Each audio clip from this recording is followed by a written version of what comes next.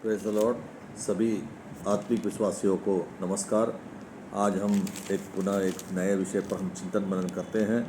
हमारा विषय है जो है कोरिन्थ के कलीसिया के बारे में है, जहाँ पे हमें जो है उसका अध्याय जो पहला कोरिन्थियों 10वें अध्याय का 1 से लेकर 13 तक का हम पद हम उसमें देखते हैं, चिंतन मनन करते हैं कि उसमें हमको जो है इज़राइल की जो इतिहास है उसको सामने रखकर लेखक जो है पौलुस अपोस्तल जो है, जो संत पौलुस है, वो जो है हमें कोरिन्थ की कलीसिया को चेतावनी देती है, जो आज चेतावनी आज हमारे लिए भी कारगर है, जो हमारे लिए भी एक चेतावनी है। इसको मद्देनज़र रखकर हमको आज यहाँ पे सीखना है। हम यहाँ पे कलीसिया में बहुत लोग हैं जो कोरिन्थ के में आत्मिक जीवन तो जी रहे हैं लेकिन वो आत्मिक जीवन में पूरी ढिलाई देकर जीते हैं। कैसे? मूर्ति पूजा करना, परीक्षा में गिरना या जीवन की अभिलाषाओं में बढ़ना, ये तमाम प्रकार की जो कार्य करते हैं। तो पौलुस जो है इजरायली जनताओं को जो इतिहास था, जो आपको जो है एक्सोडस में और निर्गमन में जो हमको देखने को मिलता है, नंबर संख्या में जो देखने मिलता है, उसमें जो वर्णन किया गया है उसके बारे में याद दिलाते हुए हमें समझाने की कोशिश कर रहा है यहाँ, और चेतावनी भी दे रही है। पौलुस इज़राइल के लोगों को जीवन का उदाहरण देकर, जब वो मिस्र से निकलकर जंगल के मार्ग से होकर आ रहे थे, तो परमेश्वर ने बड़े बड़े चमत्कार उस समय उन इज़राइलियों को दिखाया, लेकिन फिर भी वो इजरायली जो है अविश्वास, मूर्ति पूजा और पाप के कारण से गिर पड़े थे। तो आपको मालूम है, बुक ऑफ एक्सोडस और बुक ऑफ नंबर में आप चले जाते हैं तो पौलुस पूर्णतः इसका अध्ययन करिए, जिसमें पूरी इजरायलियों के साथ क्या क्या घटना घटी है, पूरी विवरण है। पौलुस कहता है कि जब तुम्हारे लिए उदाहरण है कि ताकि हम तो वो उदाहरण से हमको सीखना है, ताकि हम दोबारा हम ऐसी गलती ना करें जो मिस्रियों ने मिस्र से निकलने पर इजरायलियों ने किया। पहले पद का यह 10वें अध्याय का पहले पद से लेकर 4 पद तक का हम लोग यहाँ पे देखते हैं, तो यहाँ पे हमको परमेश्वर के आशीष के बारे में हमको देखने को मिलता है, जो इजरायलियों ने जो सबको उनको मिला था। लेकिन क्या है कि पूरी तरह से वो आशीष लेने के बावजूद भी अपनी जीवन को बदल नहीं पाए। तो हमें देखने को क्या मिलता वहाँ पे कि वे जब आ रहे थे तो समुद्र का जो मार्ग है 2 भाग में बढ़ जाता है और उन्हें जो है समुद्र मिलता है। आत्मिक भोजन के रूप में उन्हें मन्ना दिया जाता है और आत्मिक जल के रूप में जो चट्टान में से पानी निकाला जाता है। ये सब बड़े बड़े चमत्कार थे। लेकिन होता क्या है कि उस समय जो परमेश्वर का जो चमत्कार होने के बावजूद भी इसराइली जो है उस पर विश्वास कम करते हैं, अपनी वही पुराने धर्रे में चले जाते हैं। निर्गमन 13 का 21 में क्या लिखता है कि परमेश्वर के बादल के खंभे से उनका मार्गदर्शन करता है जो जब ये इसराइल से मिस्र से निकल कर आ रहे थे तो परमेश्वर एक बादल के रूप में इनके चारों तरफ रहते हैं और वो उन्हें जो है मार्गदर्शन देते हैं और अपना रास्ता दिखा के इनके साथ सुरक्षा देते हुए इन्हें लेके आते हैं। लेकिन ये उस चीज़ को समझ नहीं पाते हैं, ये बल्कि अपने पुराने जो पापमय जीवन है उसको व्यतीत करने में मज़े में थे। उसी तरफ हम देखते हैं यहाँ पे जो पद नंबर 5 में जो हम देखते हैं, 5 में क्या है कि यहाँ पे हमको 10 का 5 में क्या लिखा है कि परंतु परमेश्वर उनमें से बहुतों से प्रसन्न ना हुआ, इसलिए वे जंगल में ढेर हो गए। यहाँ पे हमको देखने मिलता है कि परमेश्वर बहुत लोगों से, इजरायलियों से खुश नहीं था, क्योंकि पाप की जीवन जी रहे थे। इसलिए उन्हें वो जो अधिकतर लोग जो है, बहुत लोग जो है जो परमेश्वर के नापसंद कार्य कर रहे थे, वो जंगल में ही नष्ट हो गए उन लोग। तो ये गिनती की पुस्तक 14 अध्याय के 29 में ये सब चीज़ सामने दिखा हुआ है। उसका अविश्वास उनके विनाश का कारण बना। जो परमेश्वर से जो अविश्वास रखते थे वही कारण से ये पूरी तरह से विनाश हो गए, है ना। तो इसलिए हमें ये देखना है कि परमेश्वर का आशीष तो हमको मिल रहा है, परमेश्वर का आशीष के रूप में हमको मन्ना मिल रहा है, पानी मिल रहा है, हमको समुद्र 2 भाग में बट रहा है, या हमको पूरी सुरक्षा देकर वो बादल के रूप में सब आ रहा है, सब आशीष हमको मिल रहा है। लेकिन परमेश्वर के प्रति आज्ञाकारी भी उनको होना चाहिए था, लेकिन वो नहीं होने के कारण से वे जो है जंगलों में ही नष्ट हो जा रहे हैं। तो ये हमको देखा। अब 10वें अध्याय का 6वें से लेकर 10वां पद तक हम देखते हैं। इसमें 4 प्रकार के पाप से चेतावनी हमको देता है। पहला क्या है? बुरी लालसा। इजरायली ने मांस की लालच की। तो आप देखते हैं वहाँ पे गिनती के 4 में क्या दिखता है कि पुस्तक में कि गिनती के पुस्तक 11वें अध्याय का 4 में क्या लिखता है? फिर जो मिली जुली भीड़ उनके साथ भी वह कामुकता करने लगी, और इजरायली भी फिर रोने और कहने लगे, हमें मांस खाने को कौन देगा? हैं? इस टाइप की जो हरकतें जो है, जो व्यभिचार में और मांस खाने में लगे हुए थे, तो जिसके कारण जो है परमेश्वर जो है हमें बताता है कि बुरी लालसा में ना पड़े, क्योंकि ये बुरी लालसा जो है हमको जो है मृत्यु तक ले आती है। दूसरा, वो मूर्ति पूजा करते हैं।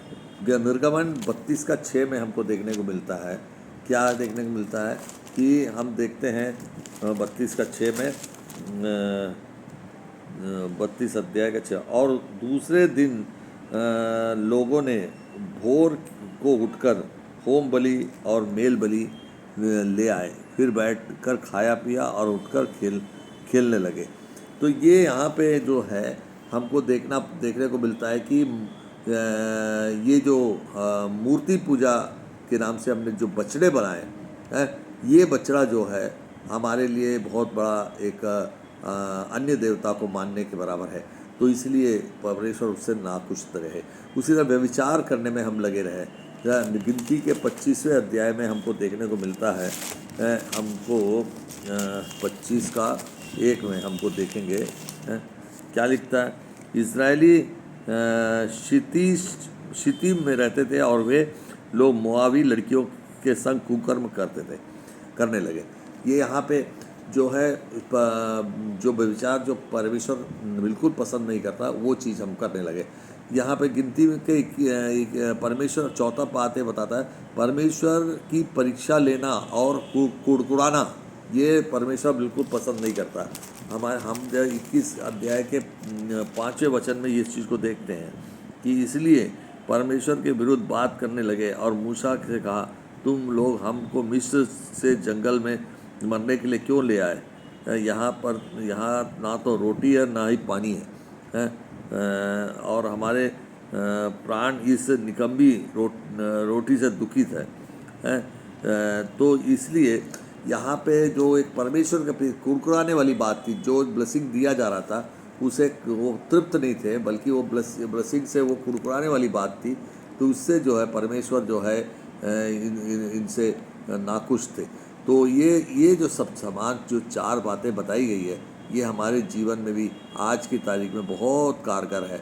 हम आज की तारीख में जो है परमेश्वर हमें बहुत आशीष दिया, लेकिन हम बुरी लालसाओं में पड़ जाते हैं, मूर्ति पूजा करते हैं, और हमें सोने के बछड़े की जगह में हम कोई ना कोई आदमी को महान बना के देवता मान कर उनको पूजा करते हैं, व्यभिचार में लगे रहते हैं, परमेश्वर की परीक्षा लेते हैं, उनके प्रति हम कुड़कुड़ाते हैं।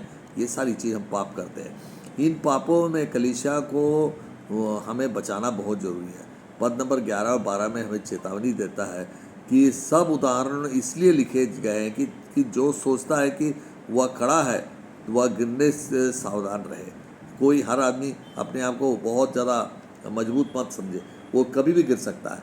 नीति वचन 16 का 18 में लिखता है, घमंड के बाद विनाश आता है, ये लिखा है। तो आज हम घमंड करते हैं, हमारे बल पे हम खड़े हैं, हम तो निश्चित रूप से ही समझ लीजिए हमारा एक दिन अंत आएगा और हम जो है विनाश के गर्त में चले जाएंगे। इसीलिए घमंड करने का कोई मतलब नहीं है। पद नंबर 13 में क्या लिखा? परीक्षा में परमेश्वर सहायता करता है। हम जब परीक्षा में पढ़ते हैं तो हमें परमेश्वर जो है हमारी सहायता करता है, और हम जो है उसी में उससे हम बच पाते हैं। तो यह बहुत प्रसिद्ध वचन है कि तुम्हें ऐसी कोई परीक्षा नहीं हुई हो जो मनुष्य के सहने से बाहर हो।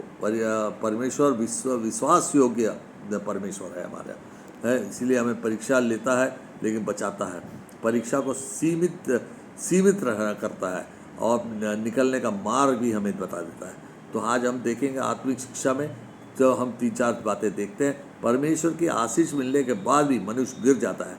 जैसे हम देखते हैं इस्राएली लोग, उन्हें आशीष प्राप्त था, फिर भी वो गलत कार्यों में जाके वो अपनी आशीष का कोई मतलब नहीं निकला, वो उसको गलत कार्यों में लगे रहे। दूसरा हम देखते हैं पुराने नियम की घटनाएं हम हमारे लिए शिक्षा है।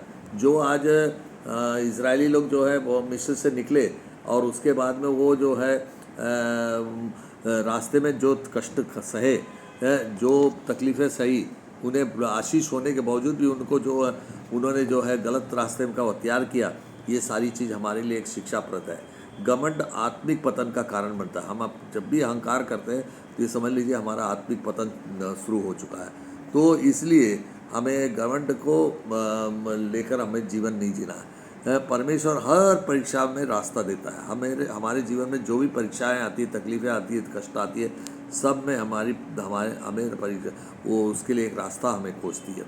तो अब हमें इस संबंध में बताएंगे। यदि मान लो एक व्यक्ति चर्च में सेवा करता है, उपवास करता है, बाइबल पढ़ता है, लेकिन धीरे धीरे वह घमंड और सांसारिक लालसा बढ़ जाता है, तो यही इजरायलियों के साथ भी हुआ है।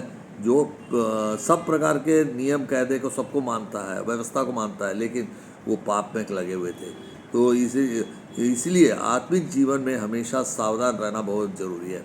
हमें जो है आत्मिक जीवन जब जीना है तो निश्चित रूप से हमें ऐसा रहना कि अपने आप को कभी भी अपनी जो कर्म है, कर्म को गलत नहीं होना देना चाहिए। ये हमको सीखना है। हम एक लघु कहानी इसमें समझ सकते हैं। एक गांव में 2 विश्वासी रहते थे। पहला व्यक्ति कहता है, मैं बहुत मजबूत विश्वास करने वाला हूँ, मुझे कोई परीक्षा नहीं गिरा सकता। दूसरा व्यक्ति बोलता, रोज़ प्रार्थना करता था और प्रभु उसे संभाले रहता था। कुछ समय बाद पहला व्यक्ति सांसारिक लालसाओं में पड़ जाता है, लेकिन दूसरा व्यक्ति परमेश्वर के सहारे खड़ा रहता है।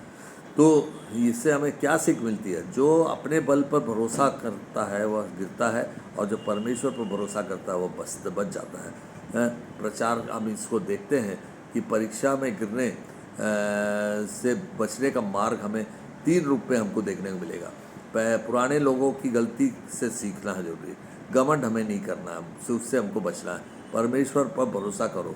हमें परमेश्वर जो हमें जो भी परीक्षा डालता है, लेकिन हमें बचाता भी है, ये सोचकर हमको उनसे भरोसा करना है। आज हम 31वें दिन के महान उपवास के समय में हम अपने संदेश में देखते हैं आत्मिक सतर्कता बहुत ज़रूरी है। हमें पाप से दूर रहना बहुत ज़रूरी है। परीक्षा में परमेश्वर पर भरोसा रखना बहुत ज़रूरी है। हम इसलिए हम क्या करना है, हमारा प्रार्थना किस प्रकार होना चाहिए? प्रभु मुझे लालसा से बचा दे, मुझे घमंड से बचा ले, हर परीक्षा में निकलने का मार्ग दिखा दे। ये हमको हम संक्षिप्त में इस के बारे में बोले। 1 कोरिन्थियों 10वां अध्याय 1 से लेकर 13 तक हमारे जीवन को क्या सिखाता है। परमेश्वर के आशीष के बाद भी सावधान रहना बहुत ज़रूरी है। हमारे को जो है सब कुछ है जीवन में, लेकिन हम अपने कर्म जो है हमारे दुर्गुण काम कर रहे हैं, तो हमारा आशीष का कोई वैल्यू नहीं है। इसलिए हम ये कोरिन्थ की जो कलीसिया वाले जिस टाइप से हरकतें की हैं, वैसे हमारे जीवन में हमको जो है आशीष प्राप्त होने के बावजूद भी हम भी कई प्रकार के दुर्गुणों में रहते हैं, और जो हमारे जीवन के लिए बहुत घातक है। तो हमें ये जो संदेश है ये हमारे और हमारे परिवार के और हमारी कलीसिया को सभी के लिए बहुत लाभप्रद है। और हम अपने इस उपवास के दिन में हम अपने आप को सुधार लें, अपने जीवन को उद्धार करें, और आगे चल के हमको परमेश्वर के साथ जुड़े रहे। इसी बातों के साथ मैं सबको गॉड ब्लेस टू ऑल। सभी नमस्कार।